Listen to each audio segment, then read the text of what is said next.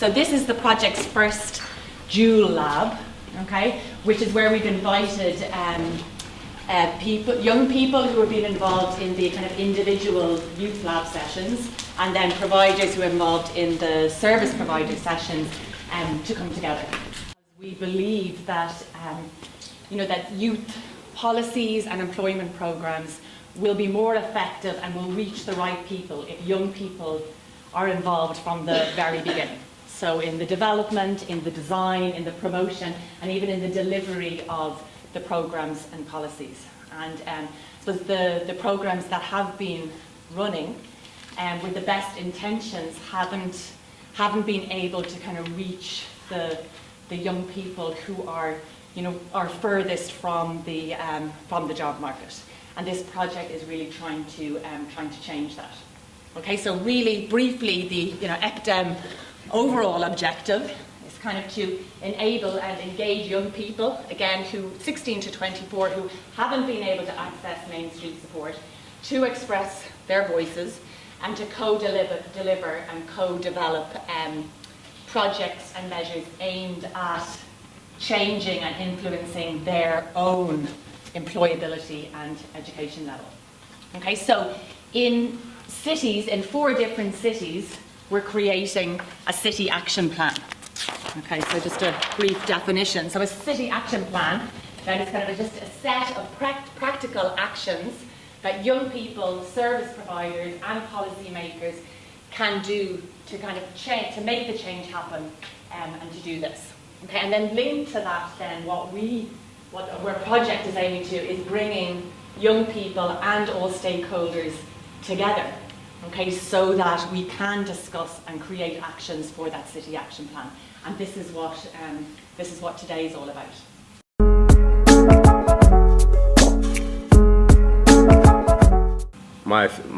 The way I think now is, no matter where life leads you, just have an open mind, because it could change your whole perception and you could enjoy the next thing that you may do. And yeah, you never thought that you'd ever like it, to be honest. So yeah. When you're applying for an apprenticeship provider, it's almost as if they're just experts on apprenticeships. But young people don't work like this. Young people have 10 million things happening at the same time. So what would be something that I would want to change, and something I would really, is for these organisations to start or be given access to experts in other fields. So experts in housing, experts in finance, because they know that your financials are going to be shitty. Yeah, like experts in mental health. Or, if someone gave me my dyslexia screening a lot earlier, I would have known the reason why I couldn't concentrate on something for too long, rather than thinking these are legit hobbies that I'm going to pursue and I'm going to go and be this great person every 2 months in a completely different sector. So that's me, really. The question was, how can disabled students be supported to secure the year-long placement that is part of their college programme, but which disabled people often cannot secure because of lack of accessibility in workplaces? So that was a really big issue. Yeah, okay.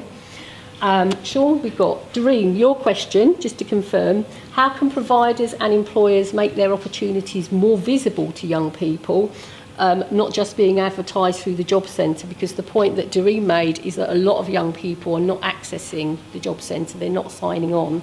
Particularly a lot of those people who are living at home. So they're not accessing those opportunities. I can see our friends from the DWP getting a bit hot under the collar there.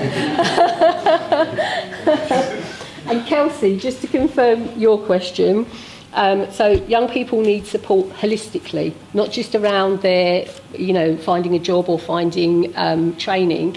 They actually need it to support them around housing and finance and social, and of course career guidance and job guidance. So how obviously we have those services that wrap around young people more effectively. So I'd like to open the discussion up now, because I'm sure you might have more questions, or you might want to pose questions to some of the people that we've got in the audience. You might want to address some of the questions that have been put here. I'm not sure if you know about the disability confident agenda. Yeah? And have you had any experience with rolling that out with employers or? I did my voluntary year. I applied for several apprenticeship and jobs. As I knew I wouldn't get any because of my disability. I knew I didn't want to do it because I wanted to continue volunteering because I knew opportunities were there for me. But in the meantime, I did it as a practice, and I did like literally 100 applications. I did half of them which would say disabled, half of them that didn't say disabled. And the one that got through saying I wasn't disabled actually got through. I went to those interviews as as a practice to see how it is, to see how life is, how discrimination it is. And I went to I did a phone call interview for one of them, and the guy was like, "You're great. You sound great. You have all the skills, or everything like that. Everything said I'm a good candidate and everything." And he said, "Come into the training day tomorrow." Because apparently it was tomorrow. I didn't know it was so soon, but I said, "Okay."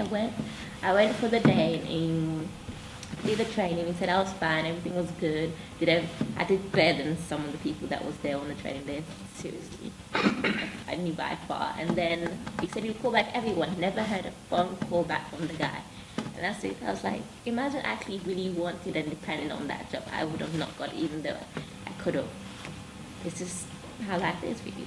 I just think sometimes if employers are behaving really badly, then they should be shamed, to be honest. Because I think in this day and age, it's disgusting. And there's absolutely no justification for it at all. Like, they need to understand you. So what if they got mental health, disabled and learning difficulties or dyslexia and whatever? I've got a friend who's got one arm, who can't barely do anything, but so it doesn't matter. People, it's like, everyone's human beings, everyone should be nice to each other. Like, end of the day, everyone's got needs in themselves, but they just don't know. I just got diagnosed with learning difficulties, and also I get depression, upset quite easily, and it's like, just depends what it is. It's like, I don't like people getting rude as each other, as my friends, my family, anything, but people keeps getting diagnosed. The people's not their fault, to be honest. It's not their fault. They've got diagnosed with disabilities or learning difficulties, mental health or everything. It's not their fault. It's what they're born with, end of the day. Just getting back to Kelsey's question, I think what is needed genuinely for young people is we need to start doing more integrating working. I don't think there's enough multi-agency, whatever you want to call it, and there's not enough of it going on.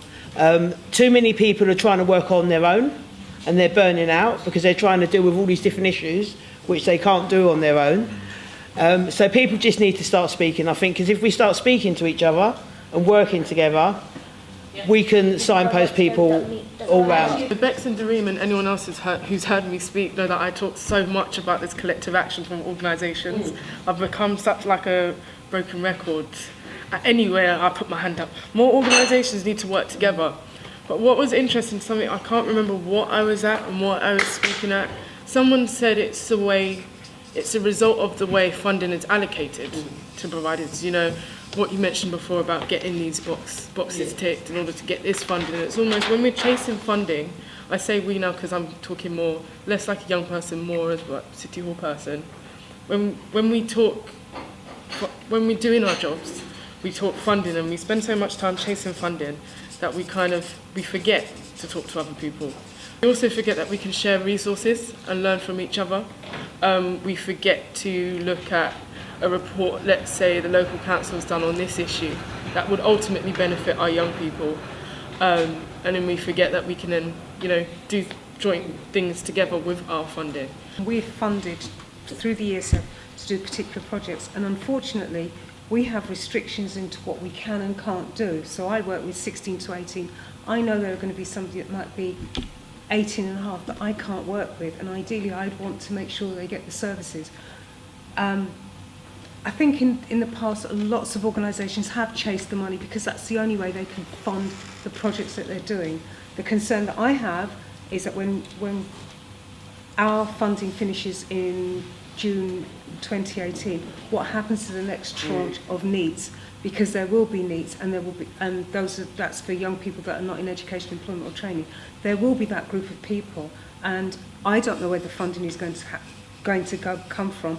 And I don't think that people realise it, because at the moment, if you're 16 to 18, you can't sign on. So actually you don't exist. So in the bigger scheme of things, being 16 to 18 and unemployed, it doesn't matter, because you're not getting any benefits. You're not on the register. And there are a huge number of needs. In London, for example, I think there are about 14,000 16 to 18 that are not in education, employment or training, but you're not even a statistic in terms of the government agenda.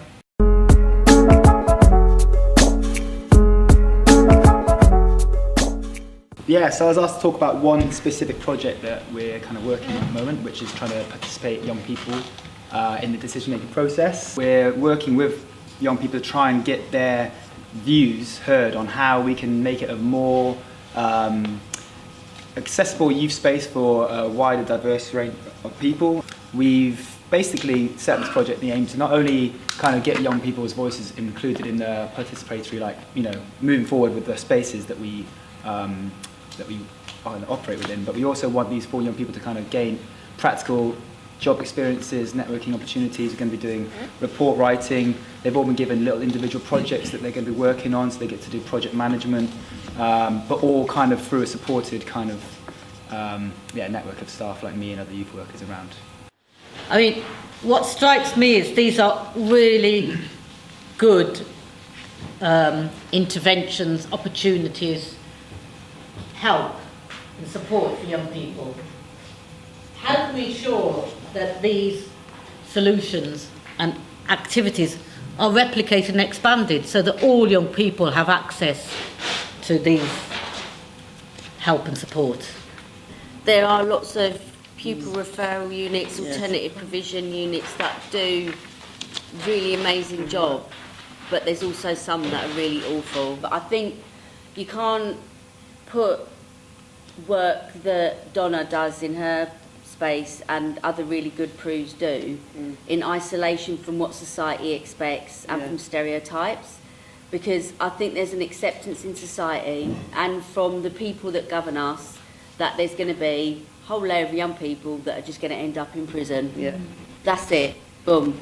So much so that the prison service, some of the young people that are from the groups that are the most at risk, the prison service actually decides on the number of beds it needs every year by also looking at the number of young people that are going through the care system. Now, how institutional is that? And they call it like what do they call it, Dream? Like the pipeline. Yeah, the care to prison pipeline. Absolutely disgusting. But that's what their expectations are. So, you know what, you could be delivering the most amazing service, but then there's this weight on the young person and on society which says, do you know what, some of you are going to fail. Do you know what happens to be you? It happens to be you, and it's going to be you. And it's about those stereotypes that people had. And I just think part of it is about the work that we do, saying back to all young people, actually, we want to work with you because we trust you. What I kind of feel like is happening is that when it's, you know, when we were talking about before, is that government, you know, decides all things, has all these budgets and stuff, and it's all going top down. Whereas what Steve said, what I really agree on, is that it needs to be turned around, it needs to be going bottom up. And but what I feel like, what I'm hearing, is that there's a lack of looking into individuals and what does this certain individual need, and how can we facilitate that and help this individual towards that goal, or towards a better life or a better future, or whatever, where that person needs to go. Where, you know, where that communication bit comes back in. You know, if, for example, Donna has someone and sees that that person, that individual needs something specific that she or your organisation can't offer, that you can go to someone else. Do you know what I mean? That's kind of what I'm feeling, what it's going towards to, where there needs to be more room, more eyes and ears towards the individual, in the young people, you know, in that work. Actually, young people in that position need lots more support and lots more staff and lots more care around them. But we all seem to be trying to prove that we can do like more for less. And I think the more we do that, the more people expect us to do more for less. And I think it's going to come to a point where we have to say, do you know what, enough's enough. We need properly funded services, because there's good people, really good people go into social work, into teaching, They into can't do it. work with, and they're broken. Burning out. They're absolutely broken. In a way, we need to cost out the cost of not doing it, not supporting it, of all those things. So that, you know, like we're saying, and I mean that's really good. Oh, yeah, that, and you know, and make sure that young people that are already in college now, in whatever field they're studying on, know and start to realise that there needs to be a change, because that's why it happens. That's where it all starts. That's what we are taught in universities, in colleges, that money is, you know, the drive behind this entire. Behind the entire world, basically. That's what it's all about, money. When it comes down to it, schools are really, well, the reason schools are put in place are to help educate people on the curriculum, and in the curriculum it doesn't really involve like all of these outreach things. So if you're like headmaster and stuff, you're judged on whether your pupils get the grades or not. Whether, you know, the pupil X, Y, Z has this issue, it doesn't really, you know, affect your job. So if you've got like 5 difficult pupils and you've got like 25 really good pupils, you can't really like wait, because it's going to affect the other 25. So you have to like push these guys. So I think the quickest and easiest way to do that is just get rid of the other 5. And at the end of the day, it wouldn't really affect them, because, you know, they've done what is seen as necessary for them to get what they need to do, which is get these students to, you know, university or college or whatever. What happens to that 5 in like doesn't really matter to anybody like higher up. So I don't feel we should blame like schools, because that's what they're told to do.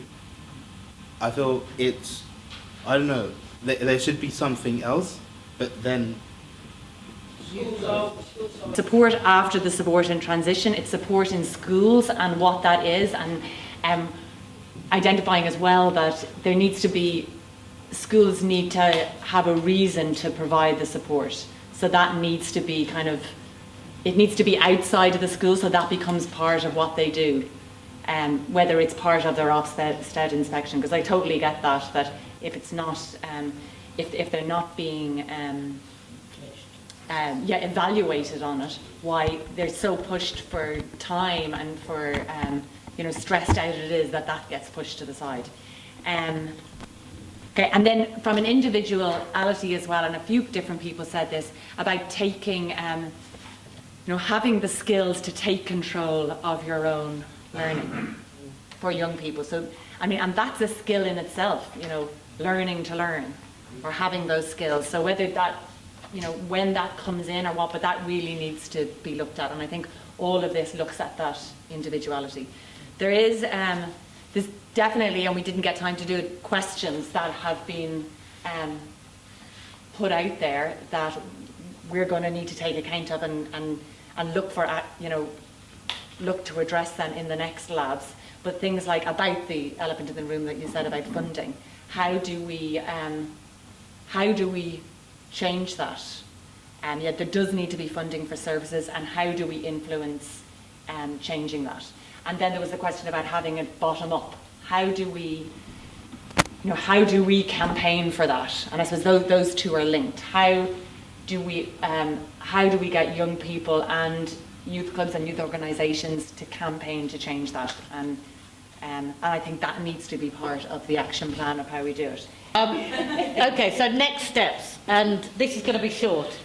We've got to pull all this together now somehow. We've got to pull what we've come up with today, which has been absolutely fantastic, together. So we can promote the fact that young people's voice needs to be heard. So we can say we need young people to engage. We need to hear them. We need to listen to them. They need to drive it forward. And what's particularly strong for me is it's not just the usual suspects, young people.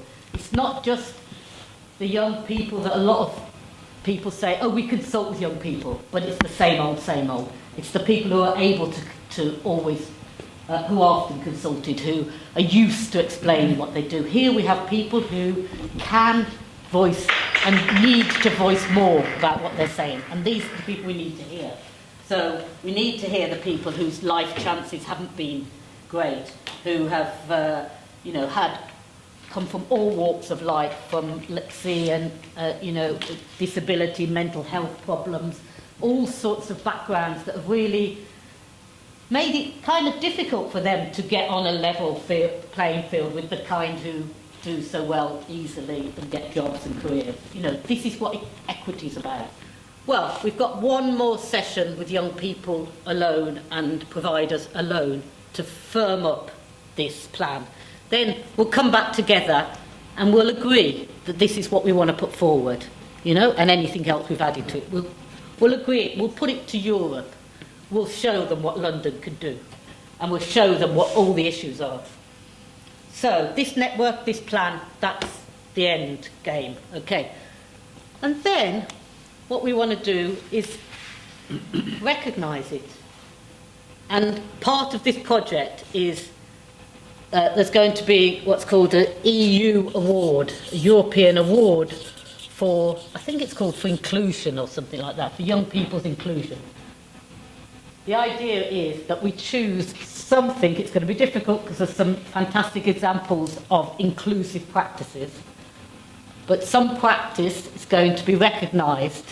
There are 3 awards from this project.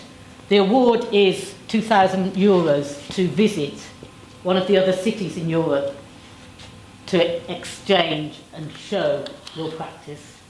So the dates for the next youth lab and next provider lab will be sometime March, April time, within a month or 2. You know, we don't leave it too long because we've got to then come back for the dual lab by kind of end of April time. So, you know, we haven't got long. So these will go simultaneously and then we'll all come back again here. I mean, not necessarily here, although possibly, you know. Tell us what you think about the venue or if you've got any ideas for any other venues. We'll come back together, all of us, and including the 3 we've lost, but maybe some more as well. And then we will bring that plan to Europe, and hopefully some of you might be able to represent it there in Europe. Okay?